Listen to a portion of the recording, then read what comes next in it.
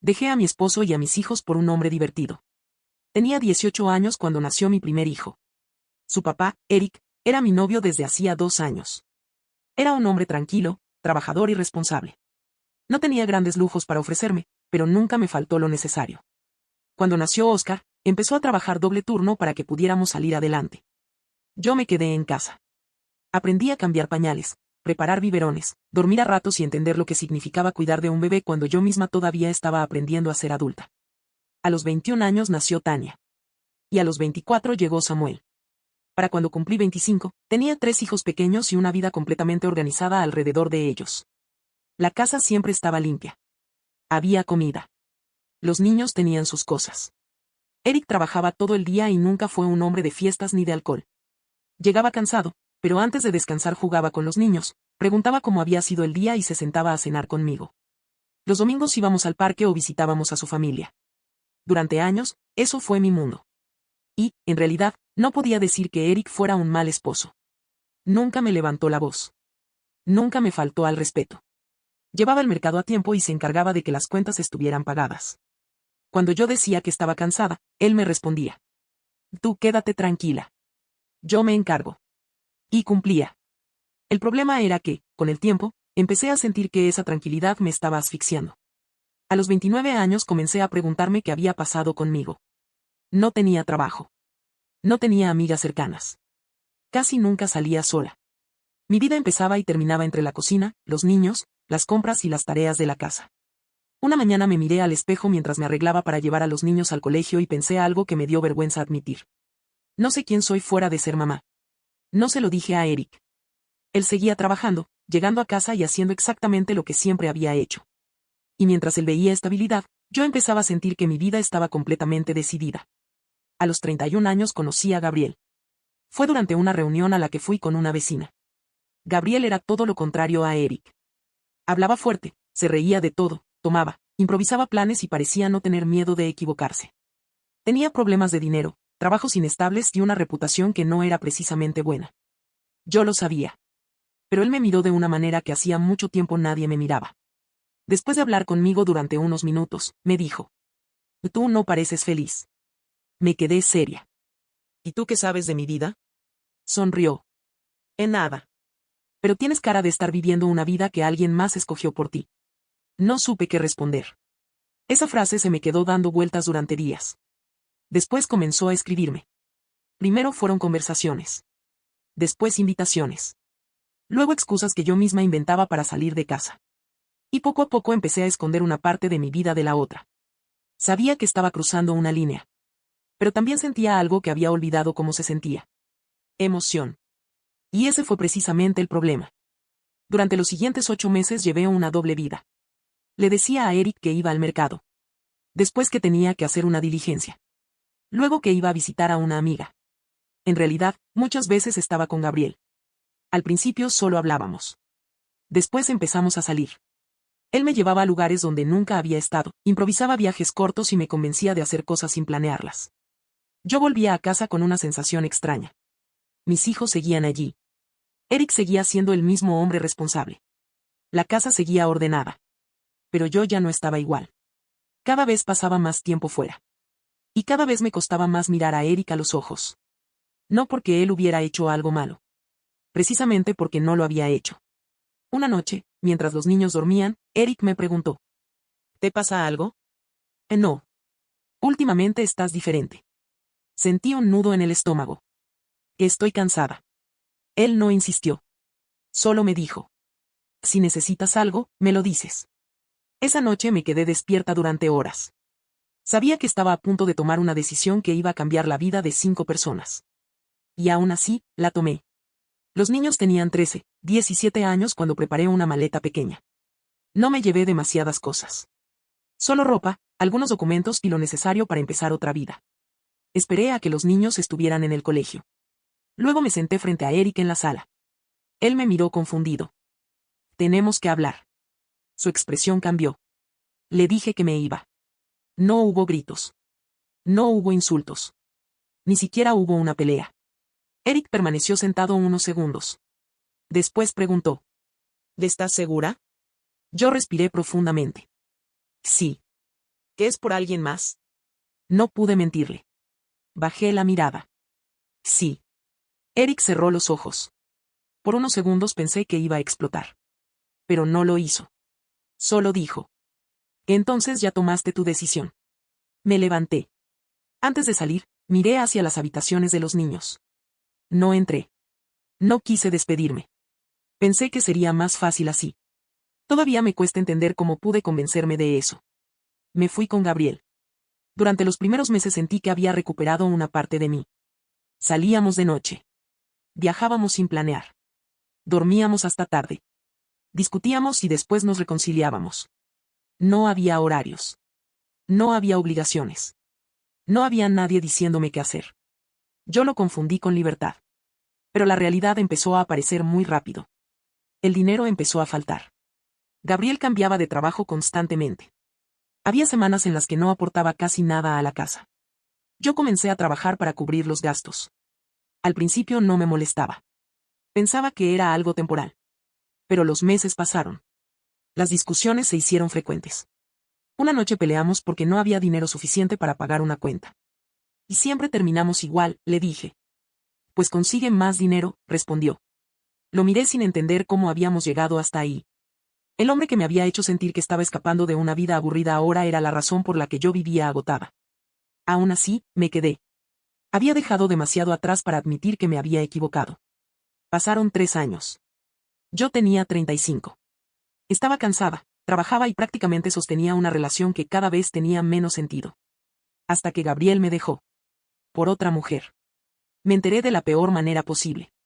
Llegué a casa y encontré algunas de sus cosas fuera del armario. Le pregunté qué estaba pasando. No intentó negarlo. Conocí a alguien. Me quedé mirándolo. Después de todo lo que había sacrificado por él, su respuesta fue casi indiferente. ¿Y yo qué? Gabriel se encogió de hombros. Lo nuestro ya no estaba funcionando. Esa noche entendí algo que había evitado durante años. Yo había abandonado una familia estable por perseguir una sensación que nunca duró. Pero ya era demasiado tarde. A los 36 años me mudé sola a un apartamento pequeño.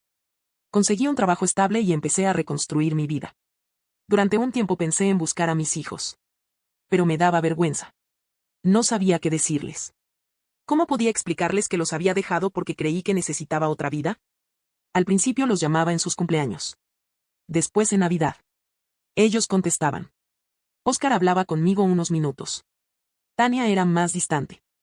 Samuel todavía era pequeño y muchas veces preguntaba cuándo iba a volver. Esa pregunta me destruía. Pero con los años dejaron de preguntar. Las llamadas se hicieron menos frecuentes. Yo también dejé de insistir. Me decía que quizá necesitaban espacio. La verdad era otra. Yo tenía miedo de escuchar lo que realmente pensaban de mí. Los años siguieron pasando.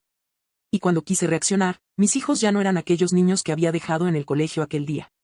Eran adultos. Hoy tengo 45 años.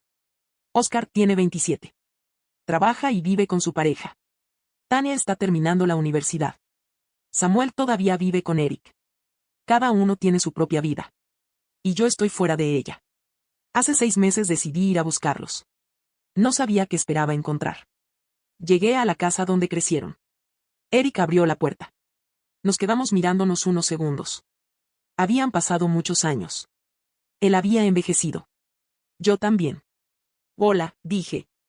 Hola, Erika. Me dejó entrar. La casa seguía prácticamente igual. Solo que ahora estaba mucho más silenciosa. Me senté en la sala. Eric no me preguntó por qué había ido. Creo que los dos sabíamos la respuesta. Óscar llegó primero. Cuando me vio, sonrió ligeramente. Hola, mamá. Lo abracé. Él correspondió, pero fue un abrazo corto. Después llegó Tania. Me saludó desde la puerta. Hola. Hola, hija. Se sentó unos minutos. Miraba constantemente el teléfono. Samuel llegó después. Cuando me vio, simplemente dijo. Hola. Yo intenté sonreír. ¿Cómo estás? Bien. Nada más. No hubo reclamos. Eso fue lo que más me dolió. Durante años imaginé que algún día mis hijos me enfrentarían, que me preguntarían por qué los abandoné, que me dirían todo lo que sentían. Pero no lo hicieron. No necesitaban hacerlo. La distancia hablaba por ellos. Intenté conversar. Pregunté por sus trabajos, sus estudios, sus planes. Oscar respondía. Tania también, aunque brevemente. Samuel apenas hablaba. En un momento dije. Podríamos vernos otro día. Salir a comer o hacer algo juntos. Oscar miró a los demás. Y sí, podemos mirar. Tania respondió. Esta semana estoy complicada. Samuel simplemente asintió. Después de unos minutos comenzaron a levantarse. Tenían cosas que hacer. Nadie fue cruel conmigo. Nadie me echó. Simplemente tenían sus vidas. Y yo no formaba parte de ellas. Cuando salí de aquella casa, caminé varias cuadras antes de detenerme. Me senté en una banca y miré el teléfono. Tenía un mensaje de Tania. Avísame cuando llegues. Solo eso. Pero lloré.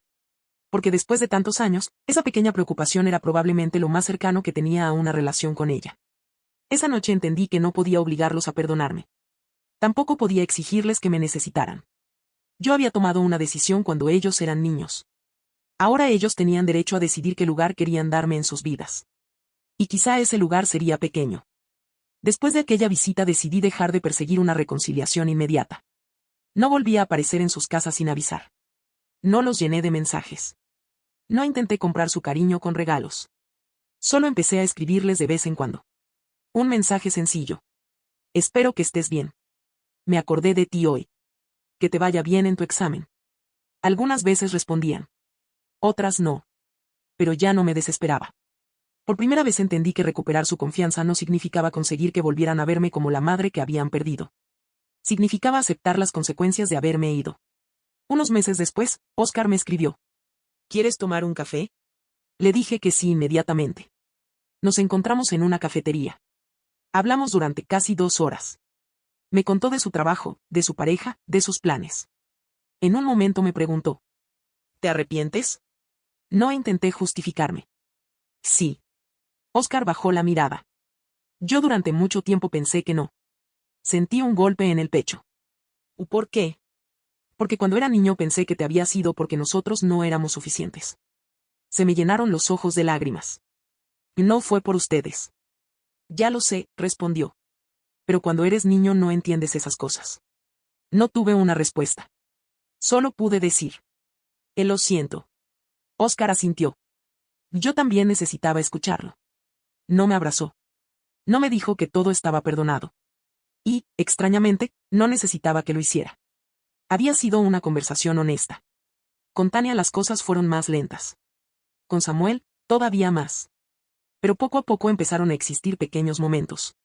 Una llamada. Un café. Un mensaje. Una celebración familiar a la que me invitaron. Nada volvió a ser como antes. Y acepté que nunca lo sería. Eric también siguió adelante con su vida. Con los años dejamos de tener aquella incomodidad permanente entre nosotros. No nos convertimos en amigos, pero aprendimos a hablar sin resentimiento. Una tarde, mientras conversábamos sobre los niños, ahora adultos, Eric me dijo. Ellos te quieren. Lo miré sorprendida. Y no parece. Querer a alguien no significa olvidar lo que hizo. Esa frase se me quedó conmigo. Hoy sigo viviendo sola. Tengo trabajo, una casa pequeña y una vida tranquila. La diferencia es que ahora sé cuánto vale la tranquilidad que antes confundí con aburrimiento. A veces veo a mis hijos. A veces pasan semanas sin saber de ellos. Y sí, hay días en los que me gustaría regresar a aquella mañana en la que preparé aquella pequeña maleta. Me gustaría sentarme frente a la Erika de 31 años y decirle que piense mejor. Que la emoción no siempre significa felicidad. Que una vida tranquila no es necesariamente una vida vacía. Pero no puedo regresar. Lo único que puedo hacer es vivir con la decisión que tomé. Yo dejé a mis hijos cuando eran niños. Ellos crecieron. Construyeron sus propias vidas. Y no me deben un lugar en ellas. Si algún día quieren acercarse más, voy a estar aquí. Si no lo hacen, también tendré que aceptarlo. Porque finalmente entendí algo que tardé 14 años en aprender. Irme fue mi decisión. Pero decidir cuánto espacio tendría después en sus vidas siempre sería decisión de ellos. Y esta vez, por fin, no voy a intentar quitársela.